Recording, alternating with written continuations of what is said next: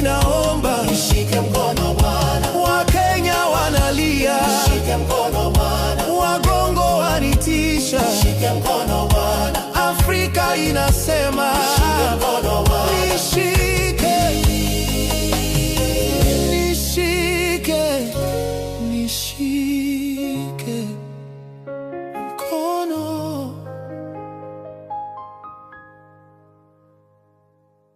Tena ni kwa ajili ya ulinzi na uweza wake mpaka kufika siku ya leo, ikiwa ni Alhamisi nzuri ama njema ambayo Mwenyezi Mungu imempenda tukaweze kufika mpaka wakati na masaa. Sasa siku ya leo nataka tujifundishe maneno ya wachache ya Mungu kuhusu tumaini kwa Mungu, ama tukaweze kumtumaini Mungu. Na siku ya leo tutaangalia kitabu kimoja hapa, kitabu cha Zaburi 37 mstari wa 3. Tutaangalia tu hiki kitabu kimoja, kiko katika sehemu 3, na tutaangalia hizo sehemu 3 alafu pia tutamatishe. So siku ya leo tutakuwa tunaangalia hiki kitabu kimoja, na haya maneno ambayo leo tutajifunza ni maneno ya Daudi akiwa anawaambia wale Waisraeli ambao walikuwa walimcha Mungu. Na pia haya maneno haya pia yanatufaa sisi ambao tulimkubali Kristo kuwa mtetezi wa maisha yetu.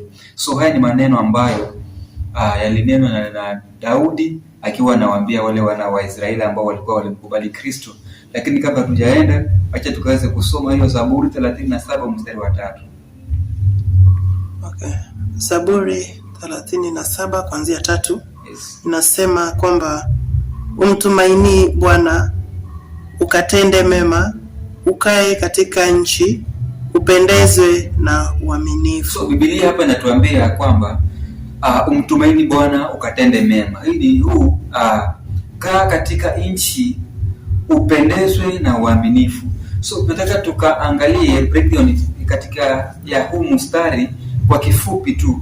So hapa kwa kifupi tunaangalia hivi: kumtumaini Bwana ni kuamini na kumkabidhi Bwana njia yako ili akutunze na akuongoze katika maisha yako. So tukisema unamtumaini Bwana ni kwamba unamwachia Bwana ama unamkabidhi Bwana njia zako ili ya kwamba akaweze kukutunza na akaweze kukuongoza katika maisha yako.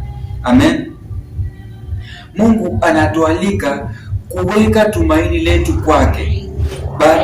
Badala ya kutegemea akili zetu wenyewe, kutegemea maarifa yetu wenyewe, kutegemea akili zetu wenyewe, kutegemea bibi zetu, kutegemea mabwana zetu, kutegemea hata mabosi wetu, na pia kutegemea hata wazazi wetu. Hapana. Mungu Daudi akawa anawaambia wale wana wa Israeli ambao walikuwa walimkubali Kristo ya kwamba wakaweze kumkabidhi Bwana njia zao, lakini si kutegemea binadamu wenzi wao ili ya kwamba wakaweze kupata faida katika maisha yao, lakini ilikuwa inafaa wakaweze kuweka tumaini lao kwa Bwana wetu Yesu Kristo. Halafu kama Wakristo inafaa tujue kwamba imani ya kweli huonekana kwa matendo. Imani ya kweli huonekana kwa matendo. Hii inamaanisha nini basi?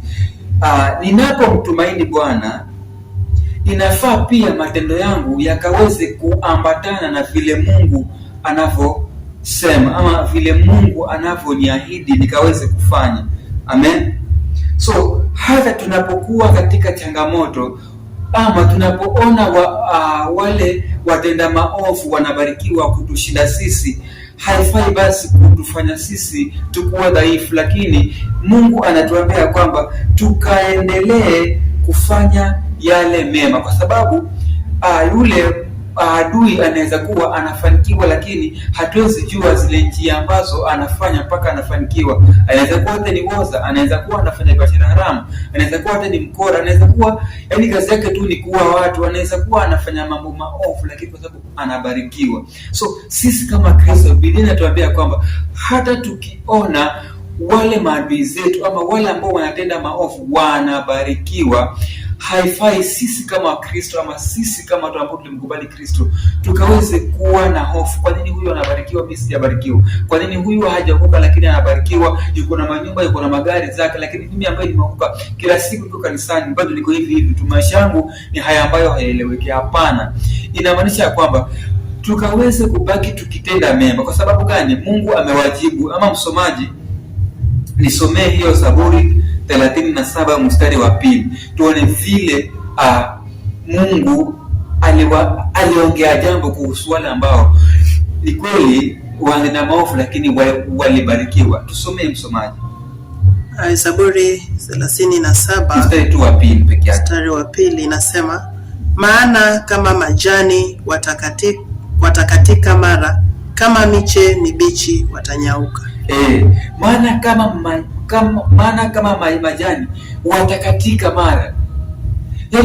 Hawa ni watu ambao Biblia inasema kwamba so they shall soon be cut like the grass. Watakatwa kama majani. So ni kweli wanaweza kuwa sahihi ni matajiri, lakini pia tusiweze kuwa na maswali mengi sana mpaka tukaweza kuingia mahali ambapo sipo. Kwa sababu gani? Tumeona huyu muovu anafanikiwa. Bwana, wengine si matajiri eti, wengine ni wale matajiri eti si hilali, wengine ni watajiri lakini pia katika utajiri wao hawalali, hawana amani, wanateseka. So sisi kama Kristo inafaa hata tukiwa katika changamoto ama tukiona wale ambao ni wanatenda maovu lakini wanabarikiwa, sisi Mungu anatuambia kwamba tuendelee kutenda mema. Sisi kama Kristo inatupasa kuwa na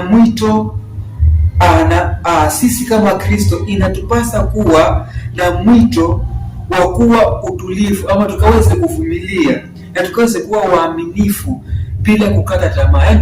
Sisi kama Kristo inafaa tukaweze kuwa uaminifu.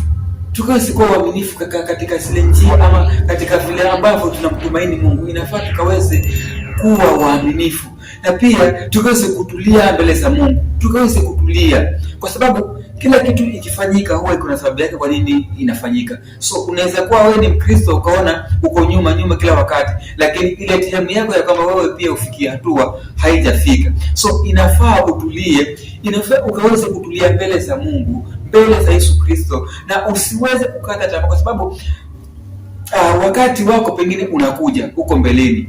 Kwa sababu Mungu pengine anaona huo wakati huu. Kwa mfano kama mimi anajua huyu Moses nikibariki sahihi pengine atafika mbele ajione yuko na kiburi. So tuangalie mfano ni Ibrahimu alibarikiwa mwishoni ama alibarikiwa akiwa uzeeni. Kwa sababu si eti Mungu hatakubariki, watakucheka lakini siku moja wakati wa Mungu ukifika, Mungu mwenyewe atakubariki na baraka zake zitakuwa hilali, ama utajiri wako utakuwa hilali. Hautakuwa utajiri wa vita ama utakuwa utajiri ambao unakosesha amani. Acha tu nitoe mfano moja. Mimi nilikuwa nafanya kazi katika hoteli. Wakati mmoja nikiwa nimekaa zangu masaa ya saa 7, kuna mgeni mwingine alikuwa kwa room akashuka.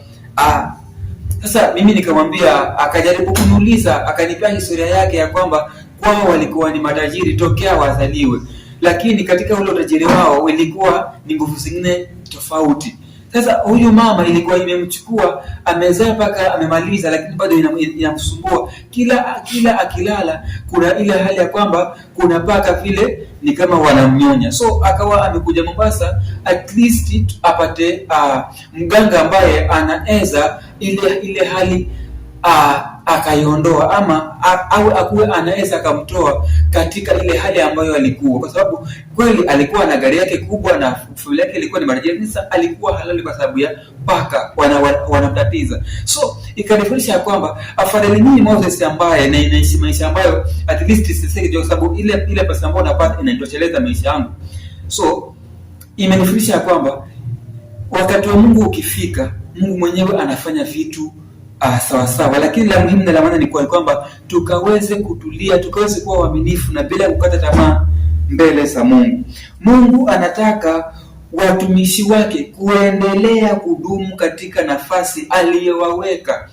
wakimngojea yeye. So inafaa tukaweze, sisi kama Kristo, inafaa tukaweze kubaki pale kile kiwango ambacho Mungu mwenyewe alituweka, tukaweze kubaki hapo. Tusiweze kuwa na haraka sana ya kubarikiwa, tusiweze kuwa na haraka sana ya kutaka vitu vikubwa vyenye sisi ambao tunataka. Tukatulie mbele za Mungu, tukaendelee kutenda mema, ili ya kwamba wakati wa Mungu ukifika, Mungu mwenyewe atatoa njia, na Mungu mwenyewe hata tuwacha hivi ama hata kubali tucheke kila wakati, lakini afadhali tukue tajiri, afadhali tukue maskini, ama tukue ile hali ambayo hatuseme tu ni maskini, lakini sasa tujue kiroho Mungu tuko na kitu gani, na ndio Mungu pia hata ruhusa na tuendelee kutaseka. Huwa ni kwa muda tu, maana huwa ni kwa muda tu.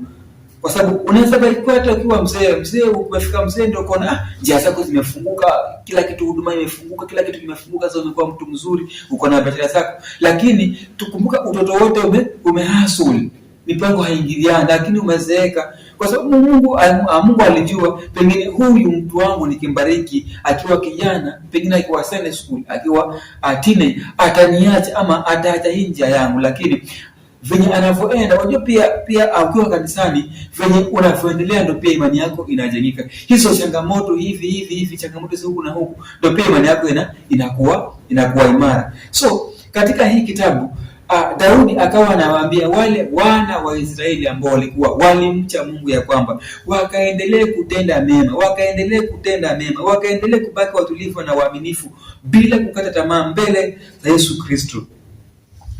Uaminifu kwa Mungu na kwa wengine ni jambo la thamani. So uaminifu, ukiwa mwaminifu, hakuna venye unazaniambia uko mwaminifu mbele za wanadamu, lakini kwa Mungu hauko mwaminifu.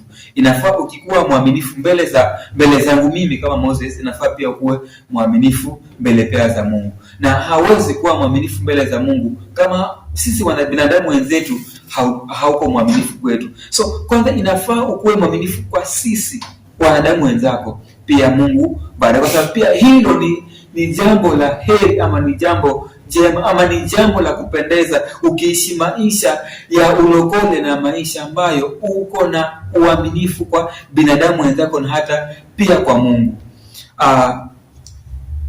Muamini anapaswa kuishi maisha ya ukweli, uadilifu na utiifu na upendo. So mtu ambaye anamkubali Kristo, ama mtu ambaye alimkubali Kristo, inafaa aishi maisha ya ukweli. Yani anafaa aishi yale maisha ya ukweli ya kwamba hata kama kitu kimefanyika, unaongea tu kweli. Inaweza kuwa pengine umegafilika, umefanya kitu fulani, lakini unauliza, je, hiki kitu unajua? Lakini unajua tu hiki kitu nimefanya, lakini kwa sababu nikaongea, huyu bosi anaweza nifanyia vitu zingine, huyu bosi anaweza nachisha kazi.